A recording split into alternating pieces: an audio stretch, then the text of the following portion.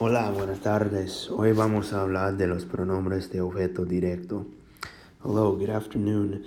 Today we're going to talk about direct object pronouns. By the end of this lesson, you will be able to identify the direct object in a sentence, and you will be able to use direct object pronouns to write and to speak. So let's get started. So what is a direct object? ¿Qué es un objeto directo? The direct object complements the verb by receiving the action of the verb. So a verb is the action in the sentence, and there needs to be something in the sentence that receives that action.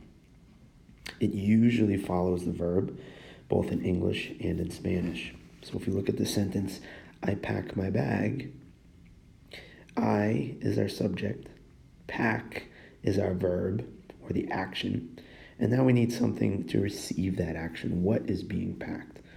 My bag. So my bag is our direct object. En español, yo hago la maleta. So, what is a direct object pronoun then? Which is the title of this lesson. What are the pronouns? Well, a pronoun, like any other pronoun, takes the place of the direct object. So if we look at our sentence from before, yo hago la maleta we identified is our direct object. The pronoun that would take its place is la. So instead of saying yo la hago, yo hago la maleta, we can shorten our sentence to yo la hago. So where did that la come from? Well, there are 8 direct object pronouns in Spanish. In green, you'll see the direct object pronouns in Spanish, and then in black, you'll see the English translations. So, me is the direct object pronoun for me. Te is the direct object for you, informal. Lo is the direct object for you, formal, or usted. Any masculine noun, or him, which is one of our masculine nouns.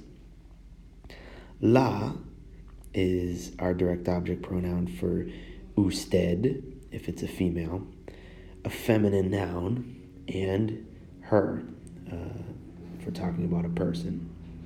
Nos is our direct object pronoun for us.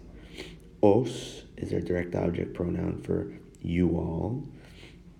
And then los is our direct object pronoun for any masculine group. And ustedes, if it's a group of males. And then finally, las is our direct object pronoun for any feminine group of nouns, or you all if we're talking to a group of females. So make sure you copy these down in your notebook in this chart here.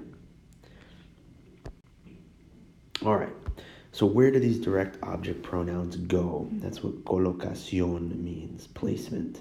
Where do we place these pronouns? As you may have noticed, it's a little bit different than how we do it in English. So first thing we need to understand is what is a simple verb. A simple verb is a verb that is just one word. So when the verb in the sentence is just one word, or the action of the sentence is expressed in just one word, we have what's called a simple verb. So in the sentence, yo hago la maleta, we have a simple verb, hago.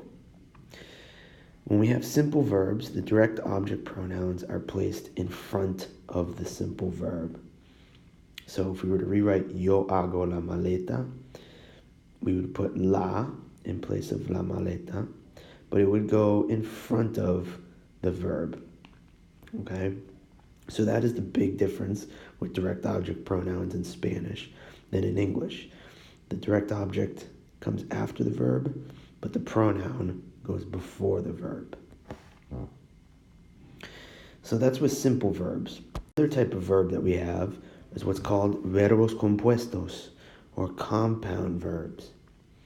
So when we have a compound verb, such as voy a hacer, our direct object is right after the verb phrase.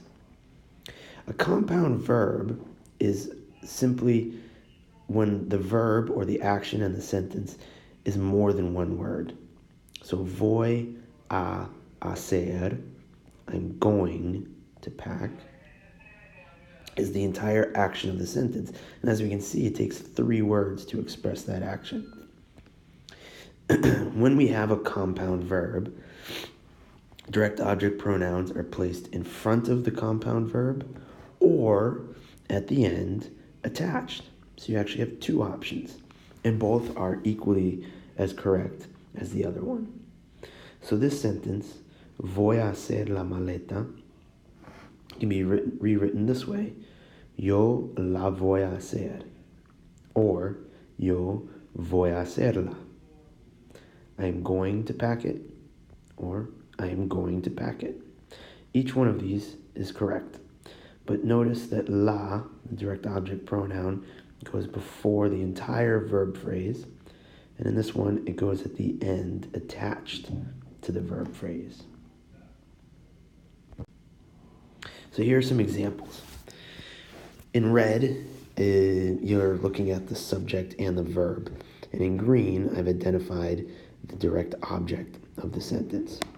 So I'm going to show you some examples of how to rewrite these sentences using a direct object pronoun. Okay? So this first one, mi padre compra los boletos de ida y vuelta. We can rewrite it like this: mi padre los compra. Los boletos is a masculine plural noun, so I have a masculine plural direct object pronoun. Let's look at the next one. El agente de viaje explica el itinerario. El itinerario is a masculine singular noun, so I'm going to use a masculine singular pronoun to take its place. El agente de viaje lo explica. Lo is our masculine singular pronoun that takes the place of el itinerario. Next one. Mis hermanos miran la pantalla. La pantalla is a feminine singular noun, so I'm going to use a feminine singular pronoun to take its place. Mis hermanos la miran. And you'll notice in all 3 of these, I have a simple verb. And so because I have a simple verb, I need to place my direct object pronoun in front of the verb. So there's kind of 3 steps here. Step number 1 is you need to identify the direct object. Step number 2 is you have to choose the correct direct object pronoun. And step number 3 is you have to place it in the correct spot. Okay? So if you follow this simple 3-step process, you will always be able to write a sentence correctly with a direct object pronoun. So let's take a look at a few more.